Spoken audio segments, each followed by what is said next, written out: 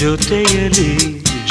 ಜೊತೆಯಲಿ ಇರುವೆನು ಹೀಗೆ ಎಂದು ಹೊಸ ಹರುಷವ ತರುವೆನು ಇನ್ನು ಎಂದು